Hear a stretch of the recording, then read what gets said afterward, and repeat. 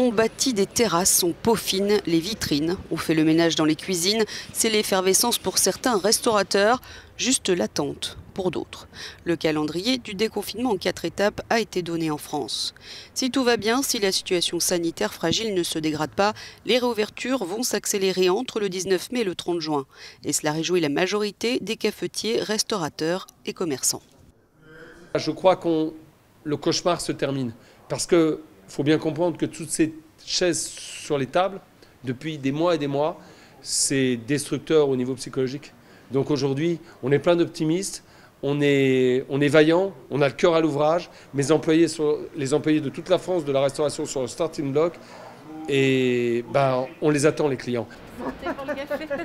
Je suis contente de réouvrir, j'ai hâte. En même temps, je ne comprends pas vraiment pourquoi une petite boutique comme la mienne avait besoin de fermer.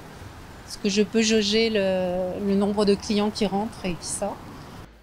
Le 19 mai, ce sera donc le retour des Français en terrasse, des bars et restaurants, avec 6 personnes par table maximum et un couvre-feu repoussé à 21 h.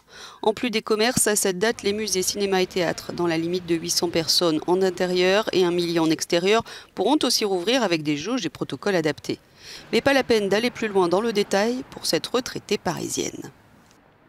Je pense que tout ça, c'est de la com. Je vois pas comment on peut annoncer des choses. On est encore quand même méchamment dans la crise.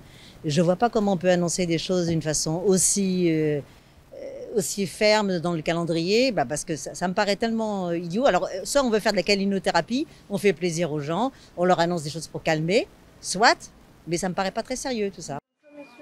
Emmanuel Macron a pourtant été clair, les autorités actionneront des freins d'urgence sanitaire dans les territoires où le virus circulerait trop.